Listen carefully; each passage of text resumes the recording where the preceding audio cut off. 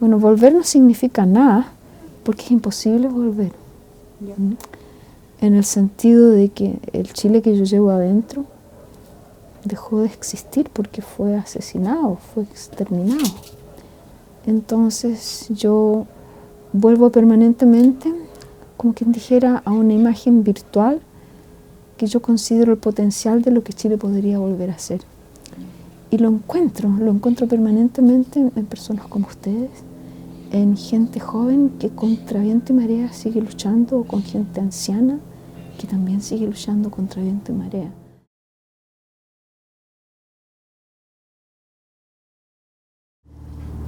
Porque, por ejemplo, cuando tú te subes a un bus chileno, no van seres humanos exactamente en el bus, sino que van seres atrofiados, seres abusados, seres inflados por una comida venenosa, seres desesperados que ya tiraron la esponja, y van casi todos o semidrogados o dormidos.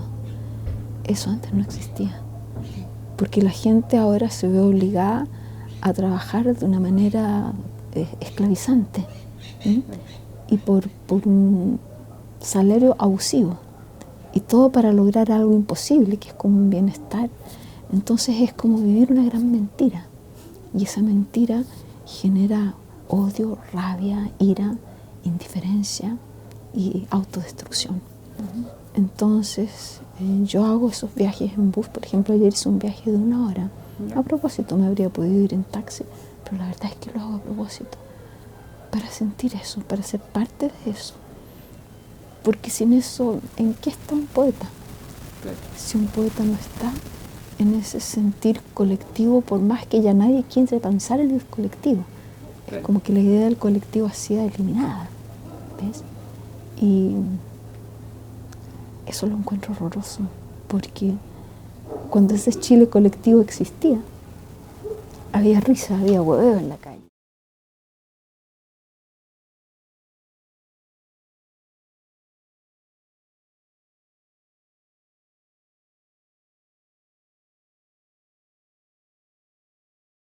Hay una resurgencia de lo que ahora se llama el activista o la activista, ¿ya?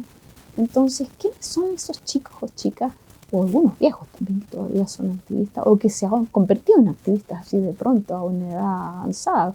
Entonces eso es como, para mí es como una expresión de una belleza imposible, porque es un acto imposible, un acto que no debería ser en el Chile actual. Entonces la sola existencia de un ser que siente y que piensa así es un triunfo inconmensurable.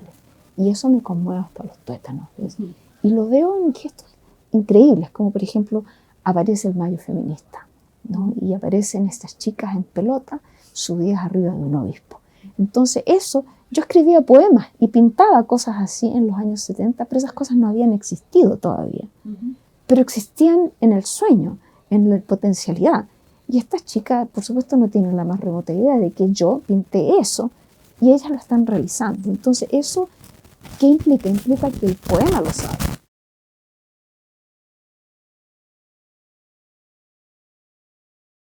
Extrañísimo, porque yo diría que más o menos que el 90 o 95% de mi obra fue botada a la basura por todos mis parientes y amigos, porque durante estos 50 años fue declarada o considerada una porquería, una basurita, algo que molestaba, ¿te fijas? Entonces esos pocos sobrevivientes que hay llevan como una emoción y una potencia, es como un hueso así, un hueso santo, ¿entiendes?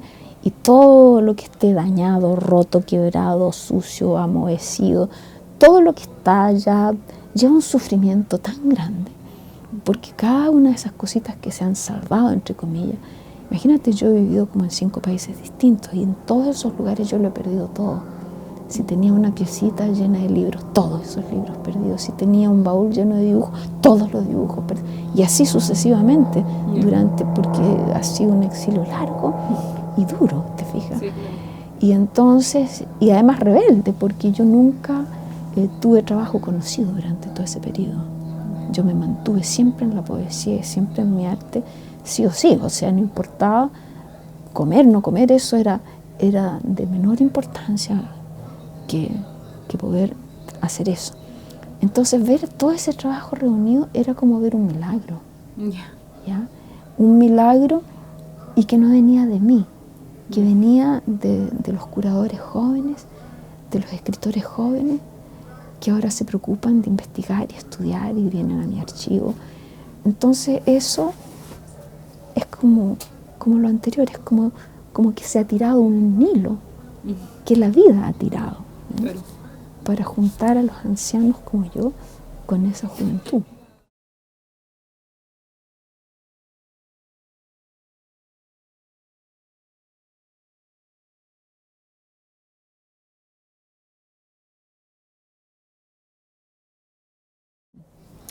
Para un poeta eso es lo máximo, porque yo ya estoy en una edad en la que uno lo que más piensa es en la muerte, fija, pero no la muerte como un fin, sino todo lo contrario, la muerte como transformación y como acercarse a otra realidad. Porque yo por lo menos creo que el ser no se extingue, se transforma. No sé en qué, ni cómo, ni nada, y nadie sabe si esto es real o no.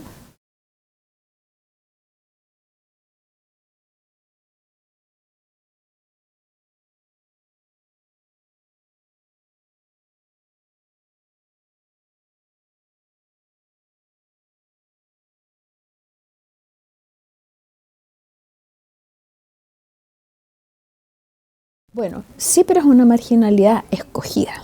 Pero lo interesante desde el punto de vista de la persona que crea es que tú, para ser dueña de tu propio pensar, tienes que excluirte de la dominación de las ideas que están controlando el mundo.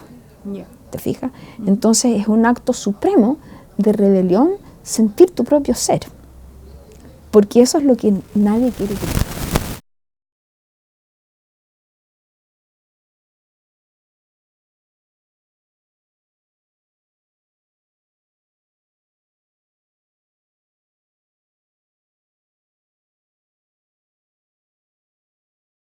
Totalmente, totalmente. Imagínate que, por ejemplo, yo fui una niña protegida mientras vivía en casa de mis padres. Llega el golpe y yo había dado una conferencia sobre el arte y la revolución en Chile. Entonces yo, imagínate, me vi absolutamente desamparada y sin un centavo, siendo una niña en una ciudad desconocida, Londres, nada menos. Y entonces me empezaron a pasar cosas igualmente extremas. Por ejemplo, los empleados del Departamento de Arte del British Council hicieron una huelga de hambre para que me restauraran la beca. Entonces tuve beca como por 2 meses más. A partir de ese momento pasé a vivir del dole. ¿Sabes lo que es el dole? El dole es como un seguro de desempleado que te daban como 8 libras esterlinas por semana. Entonces pasé a vivir en una casa ocupa. Entonces viví en esa situación de extrema pobreza y cambiando de un país a otro. Después, por ejemplo, me fui a Colombia, viajé a Colombia sin un centavo. Y de pronto se me ocurrió cruzar todo el Amazonas. Crucé el Amazonas por tierra. 2 meses, te fijas, anduve en canoa, en bote, en lo que fuera, ¿me entiendes? En lugares donde no había ni camino, porque todavía ni siquiera se habían construido los caminos, ¿te fijas? Entonces, esa situación de vivir extremo fue mi realidad toda la vida, ¿no? Y empezó a cambiar ya más grande, cuando ya me encontré en Nueva York. Pero ¿qué pasa? Que en Nueva York, hasta el día de hoy, yo sigo viviendo al filo, porque me mantuve, en vez de entrar a una universidad como profesora, yo nunca he sido profesora de nada. ¿Te fijas? Entonces, ese vivir en ese riesgo me constituye por completo.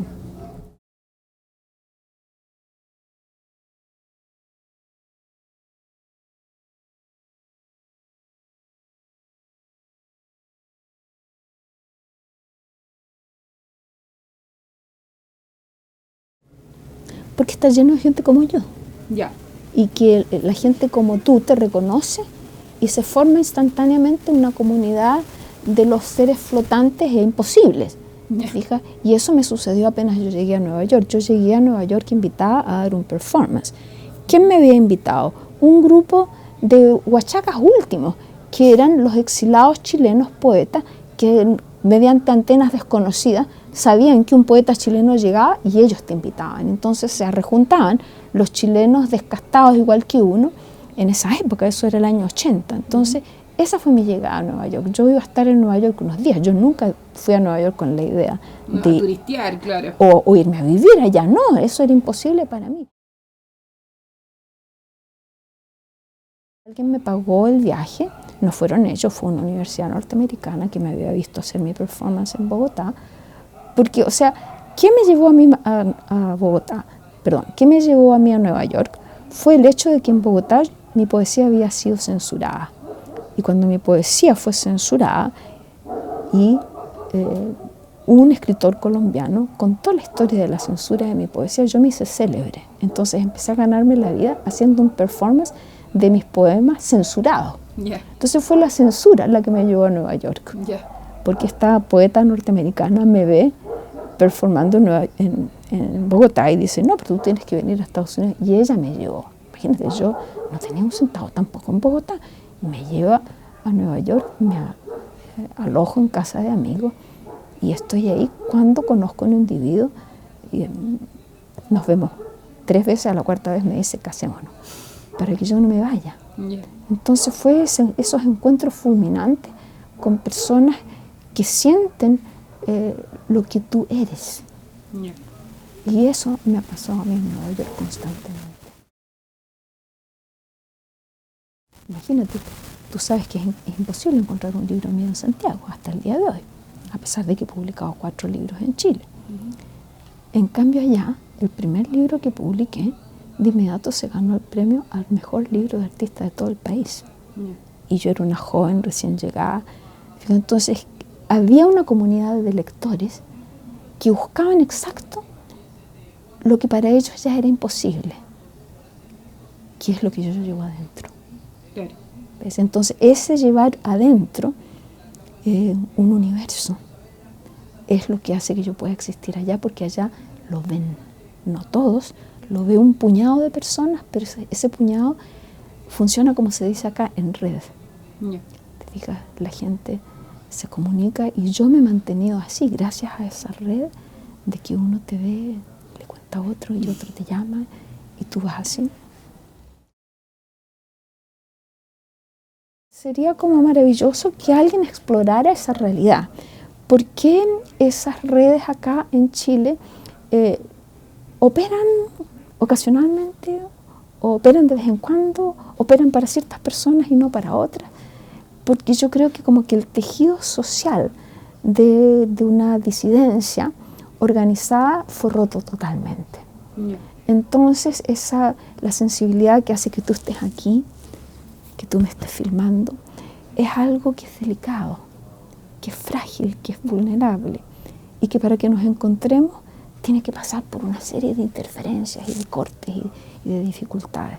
Entonces yo pienso que lo hermoso que está pasando ahora desde el movimiento de los pingüinos, de los estudiantes y el movimiento mapuche, el movimiento feminista, el movimiento gay, esas cosas que están pasando ahora es como la primera señal de transformación y del movimiento también de los defensores del agua, de los defensores de los bosques. ¿Te fijas? Ahora se está empezando a generar, yo creo, la posibilidad de una comunidad conectada. ¿Ya? Y si yo como viejita puedo participar de eso, para mí es una gloria, porque es necesario transmitir la vivencia de que eso es real, que fue real y que puede volver a ser real. Y yo creo que los jóvenes, algunos lo sienten como real, pero me encuentro a menudo con personas que me preguntan, ¿pero es realmente posible?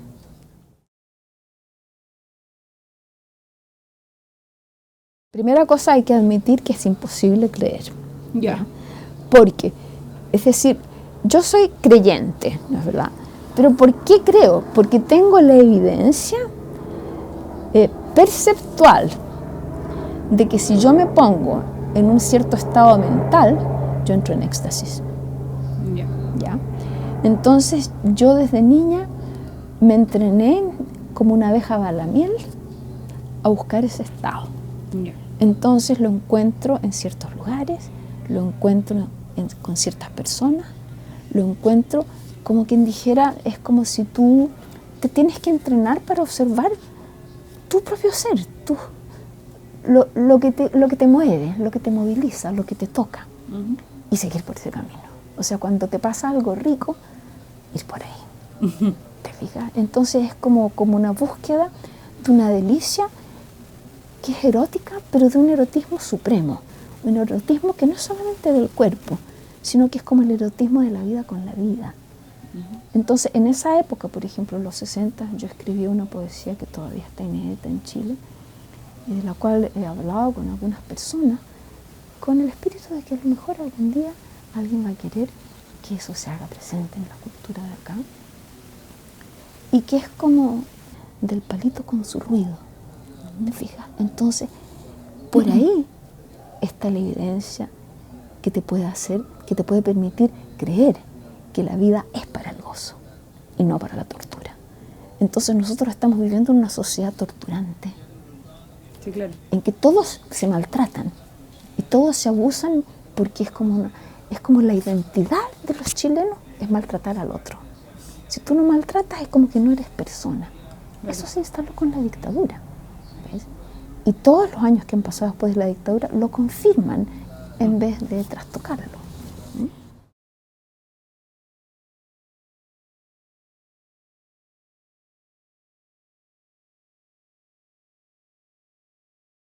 Bueno, ese es el invento del capitalismo. Te fijas, el invento del capitalismo es convertir a todo lo vivo en un recurso explotable. Entonces, un bebé apenas ha sido concebido, ya empieza a ser explotado. ¿Te fijas? Empieza la madre a tener que pagar, a contribuir a la sociedad porque lleva un bebé en el vientre. Entonces, ¿te fijas? Entonces traduce eso a un estudiante. Los estudiantes más explotados del planeta, ¿sabes quiénes son? Los estudiantes norteamericanos. Nadie tiene más deuda que un estudiante norteamericano. Y los que vienen después de eso son los chilenos. ¿Te fijas? Entonces se ha instalado ese sistema que genera un sufrimiento permanente y continuo del ser humano. Y no reconocido. Porque se supone que tú tienes que estar alegre, que tú tienes que estar feliz, se supone que tienes todas las posibilidades, se supone que si algo malo te pasa es culpa tuya. Esa es toda la teoría de la vida escrita por una mujer que se llama Ayn Rand, y es la influencia de ella, es como la instalación del egoísmo y la codicia como los únicos valores. Claro. Y el que no se afilia a eso es porque es pelotudo, claro, porque es un desubicado o desubicada. Claro. Entonces eso hace que todo el mundo esté descolocado. Porque cualquier niño que está jugando con su piedrita o con su perrito, sabe que la vida no es eso. Sabe que la vida es jugar, es tocarse, reírse, tirarse un pedo, cagarse de la risa.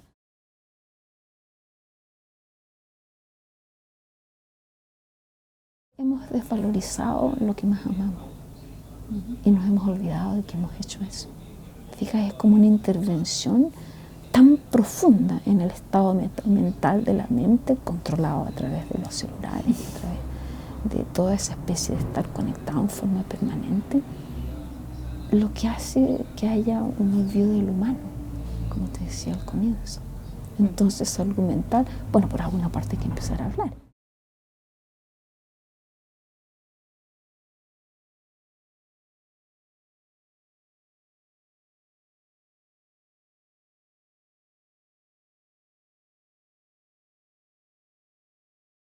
Una de las universidades más poderosas de Estados Unidos es Cornell University, ¿no?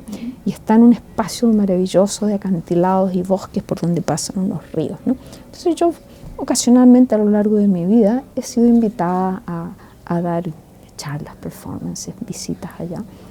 Y en la última vez que voy veo que todos los puentes que cruzan estos ríos tienen unas redes, ¿no? Y yo pregunto, ¿qué son esas redes? Son para capturar los estudiantes que se suicidan. Porque sería un costo para la universidad tener que bajar hasta el pie del acantilado a recoger los cadáveres.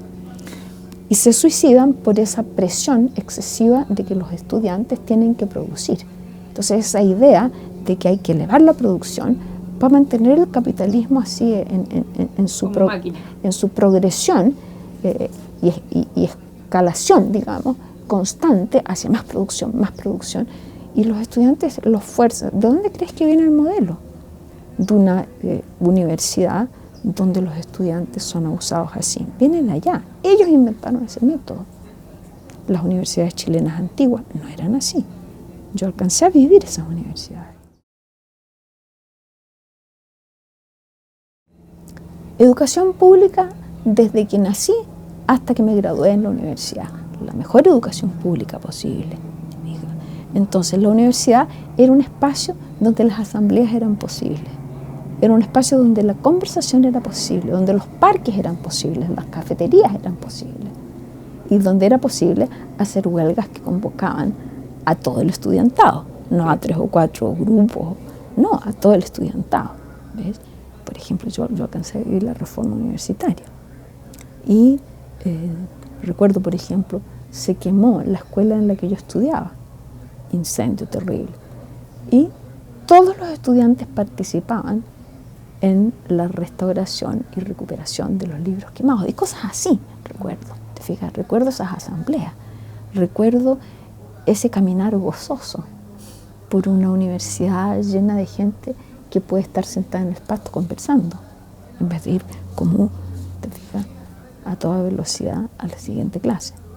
Entonces, espacio libre, ocio, juego, risa y estudio profundo a la misma vez, porque había un cuestionamiento del currículum. Y también porque había un goce aprendiendo también. Exacto, exacto. Claro.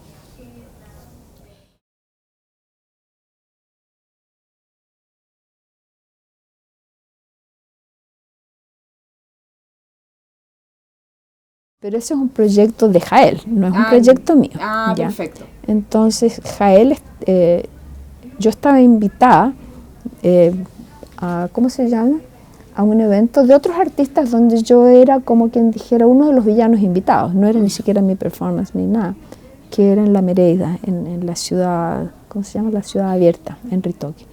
Y estaba filmando Jael. Y entonces, no sé qué performance habré hecho yo ahí, que empezamos a conversar. Y entonces ahí yo le dije, bueno, si quieres empezar a hacer algo, vamos a donde están esos pastitos, porque ese es mi territorio. ¿Te fijas? O sea, Ritoque, Concón, es donde comenzó mi arte. Es un universo al que yo continúo yendo. De hecho, íbamos a ir ahí, pero nos falló. Pero yo todavía voy a ir a Concona. De todas maneras voy a ir antes de irme. No puedo no ir. Entonces, ahí empezó una relación. Después él pasó mucho tiempo, decidió que quería seguir filmando. Filmamos en el Parque Forestal, me parece. Y hace poco reapareció en Nueva York y fuimos al río Hudson, porque yo trabajo en el río Mapocho, acá en Santiago. Allá en Concón trabajo en torno al río Aconcagua. En Nueva York vivo al lado del río Hudson, entonces siempre estoy cerca de algún río o de algún agua. Y entonces es un proyecto hermoso de Jael, no tengo idea en qué estará él. Yo soy la víctima, no soy la creadora, ni co-creadora, ni pensadora del proyecto. Pero yo hago mucho cine, eso sí.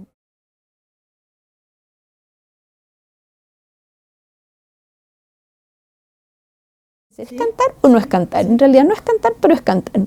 Es verdad, no es ninguna de esas cosas. Perfecto. Entonces, bueno, es que yo no creo en eso que se llama la personalidad. Entonces no creo que haya una cosa que los norteamericanos dicen mi, soy Cecilia. No, todo eso es una ficción. Hija, el ser que uno es algo indefinible, es algo extraño, es algo que uno mismo no sabe qué es, pero de lo cual uno participa ocasionalmente. Te fijas en momentos de conciencia. ¿Pero qué es esa conciencia? Yo creo que esa conciencia nos constituye, pero ver, desde dónde uno ve, o sea, ¿qué o quién ve? ¿Te fijas? Todo eso es como una pregunta. Es una pregunta, pero no es la pregunta más interesante.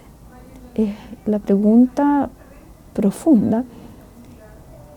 Es ¿qué es eso que está sucediendo en ese instante? Entonces, en el instante del canto o en el instante del performance, indudablemente está sucediendo algo que no es la persona y que es como otra realidad que se manifiesta ahí.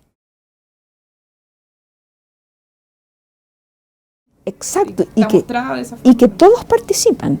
Claro. Entonces no es un espectáculo, es una realidad compartida por un instante. Por eso mis performances jamás son repetidos y no hay ninguno que sea igual al otro, porque todos son improvisados. Pero las personas que estudian mi performance dicen, ¿pero qué clase de improvisación es esta?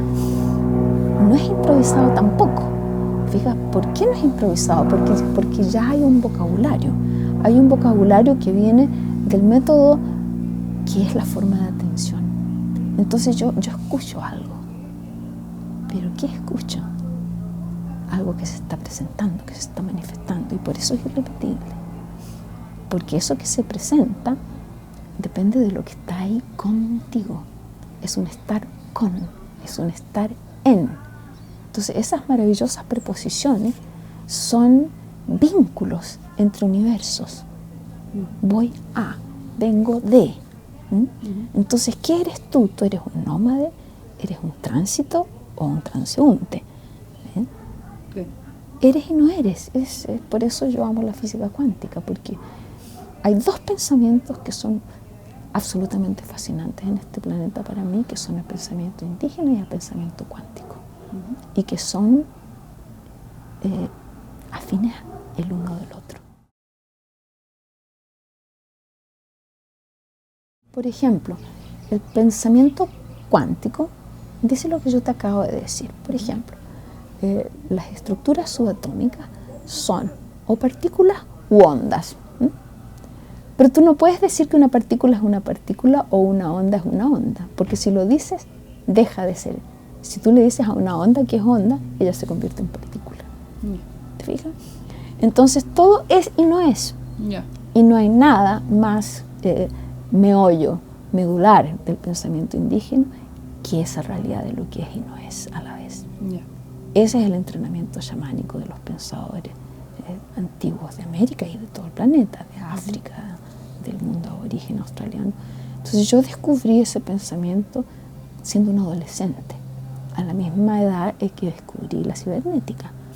Entonces rápidamente me di cuenta de estas dos cosas, ¡tac!, calzan la una en la otra sin tocarse, y eso es lo más hermoso de todo. Entonces tú puedes vivir en un estado de diálogo y de mutua validación y también cuestionamiento. Entonces, porque si tú afirmas y tú niegas, a la misma vez se produce como un balance. Y eso es lo medular del pensamiento indígena, la idea de que como hay asimetría y como hay una transformación permanente, es la búsqueda del balance. No es que haya un equilibrio, hay una búsqueda de. Y eso es lo generador de vida, eso es la matriz de todo lo que sucede y de la interconexión de todos los fenómenos. Totalmente. Cuando tú me dices, tú has sido marginada o tú te automarginaste, cuando descubrí eso, yo dije, eso soy yo, ahí yo me reconozco, ahí yo soy completamente libre, ¿ves? No hay ninguna posibilidad de que yo intente calzar o ser apreciada o desear. ¿Por qué? ¿Para qué? Si nada de eso es ni siquiera real.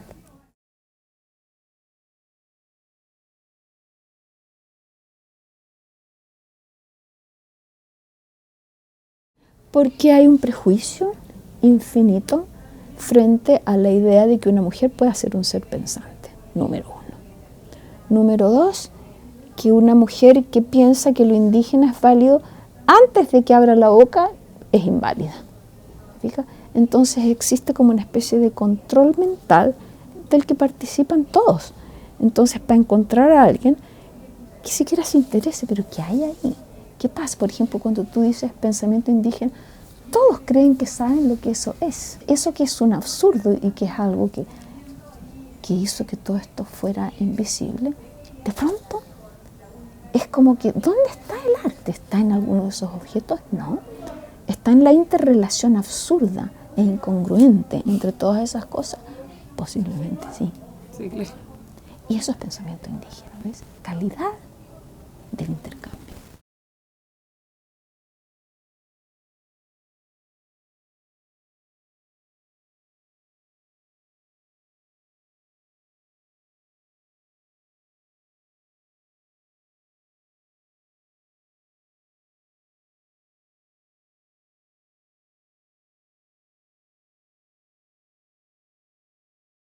Que cuando tú eres mujer, tú no eres audible, ni eres visible, por definición. Entonces no es que no me vean a mí porque yo soy como soy, sino que de partida no me pueden ver. ¿Te fijas? Claro. Entonces, es decir, cuando tú asumes eso, dices, ok, no me verán ahora, pero yo no trabajo para eso. Claro. Yo trabajo para la niña que va a nacer mañana. ¿Te fijas? Yo trabajo para ella, para que esa niña se encuentre así como me encontré yo. Por ejemplo, yo te puedo decir que yo era una adolescente, tenía 14, 15 años, cuando me encontré con la poesía surrealista. Y veo ese libro, me maravillo, y lo empiezo a mirar. Entonces ahí yo descubrí que había un sentir mujer.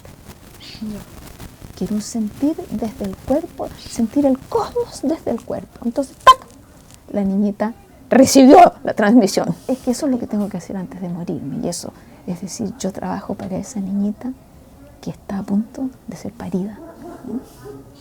Porque no es que no trabaje para los niñitos, también trabajo para los niñitos.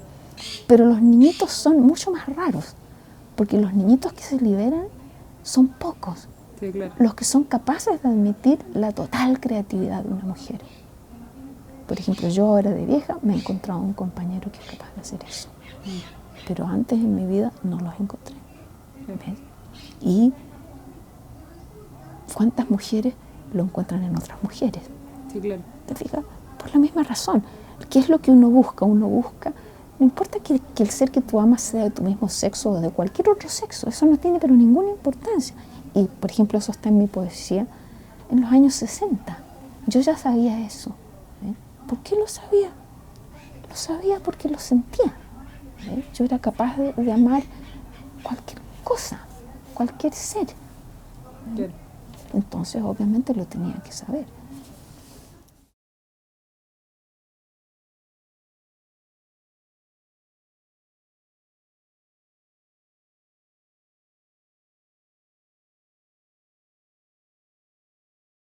Yo estudié pedagogía en artes plásticas, entonces tuve que hacer una práctica y enseñar en mi liceo. Entonces entro yo, la profesora que era más o menos del tamaño de ellos y que se suponía que yo era la autoridad, y recuerdo haber entrado ahí y haber sentido una felicidad, un gozo de encontrarme en ese despelote. Entonces ahí yo creo que yo aprendí el método maravilloso de trabajar en el caos absoluto, ¿bien?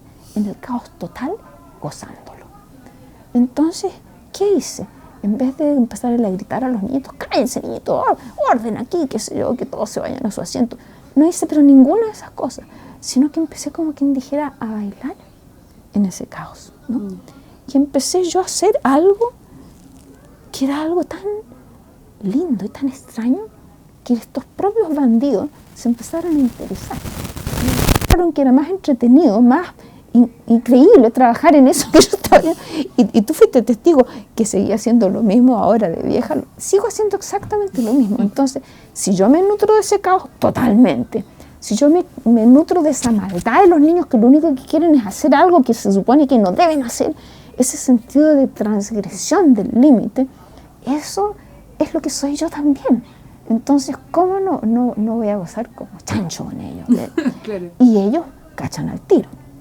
Es una de las nuestras. Y claro, entonces me quedan mirando, no saben qué soy yo, pero les importa un huevo, ¿entiendes? La cuestión es que yo entro por ejemplo, al comienzo cuando estaba en Nueva York, había una organización que ya no existe más, me parece, que se llamaba Poets in the Schools, y que llevaba a poetas, por ejemplo, a Harlem, a los lugares así más indeseados, habidos y por haber, y ahí también experimenté así cosas maravillosas, de que la única forma de comunicarse con los niños era en rap.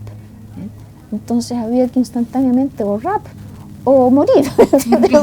Entonces todas esas cosas para mí son una enseñanza de ellos hacia mí, ¿ves?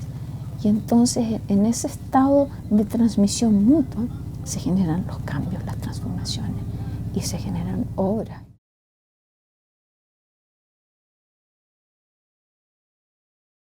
Porque yo soy caos. Yeah. O sea, no hay el caos y Cecilia, hay el caos, más nada. Entonces, en el caos yo soy como un pescado en el agua. Fija, el pescado es el agua, es el alma del agua, es el juego del agua, es el ser del agua. Todo eso no es nada, es pescado. Entonces, yo creo que hay un estado de amor. Yeah. Y la persona que hablaba de la educación como un estado de amor era Gabriela Mistral. ¿Fija? Y ese estado de amor es lo único que nos va a devolver la humanidad. ¿Ven?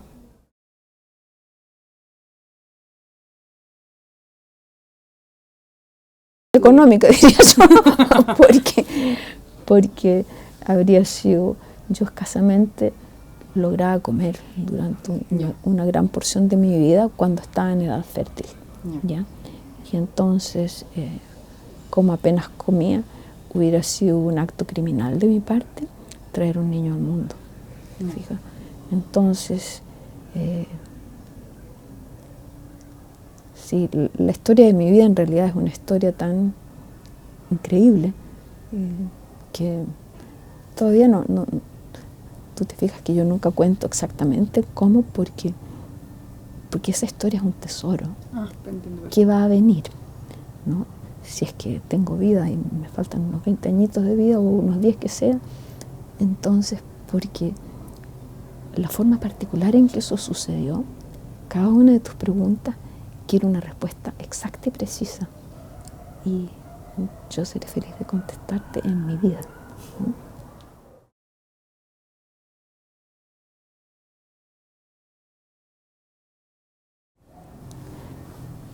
Yo era una niña cuando hubo un terremoto muy violento acá en Santiago y yo tenía como 8 años y fue tan violento ese terremoto que yo a partir de ese día mi mamá me acostaba en la noche y después de que ella salía de la pieza yo me levantaba calladita y me volvía a vestir, me ponía un abrigo, me ponía zapatitos para estar lista para salir arrancando, ¿ya? Entonces empecé a soñar con el futuro. Y vi que yo iba a ser testigo, es decir, que durante el transcurso de mi vida, toda esta realidad que nosotros conocíamos de una vida normal, las ciudades y todo eso se iba a acabar porque iba a venir una catástrofe así. Entonces, esa sensación de la catástrofe que ahora es inminente, ahora ya se sabe que a lo mejor aquí en este valle va a haber agua por 10 años más y no más. Porque ya no va a haber glaciares, porque ya no va a haber agua. O sea, estamos creando a toda velocidad una catástrofe para toda la humanidad, para todo el planeta, y a ciegas, como si no fuera verdad. Entonces, frente a eso, la idea de morirse es una liberación. Sí, claro. ¿Te fijas? Entonces, por eso, mi sensación de la muerte es liberación, es delicia, es transformación. ¿De qué a qué no se sabe? Pero una cosa es la muerte de la persona, y una cosa completamente distinta es la muerte de las especies. La muerte de cualquier forma de vida me parece un crimen indescriptible. ¿Ves? La muerte de una manera de pensar es un crimen. La muerte de una manera de sentir, la muerte de una manera de jugar, de tocarse, de acariciarse. Esa muerte es intolerable porque son formas que necesitan la continuidad, que necesitan la transmisión. Entonces, en el sentido indígena, la muerte es continuidad. La muerte es resurrección, es regeneración cíclica. Entonces, nosotros, en nuestra cultura brutal, estamos creando una muerte nueva, una muerte final. Entonces, si me preguntas qué siento frente a eso,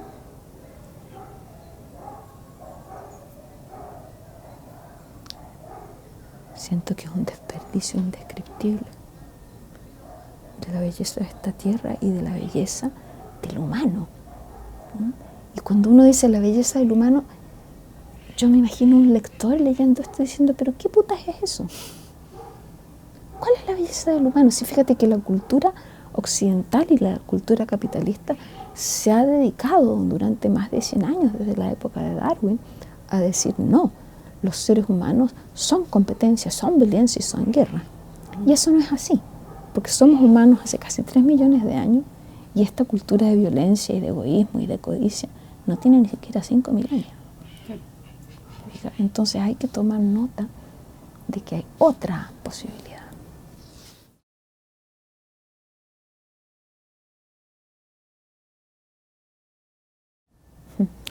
Hasta ahora no se me ha muerto nadie extraordinariamente cercano. Así que lo que te diga va a ser inventado. Si me lo preguntas, dentro de unos pocos años más, porque se acerca el fin de mis seres más queridos, ahí te podré decir algo más o menos real. Eso pues, Cecilia, un gusto hablar contigo. Gracias.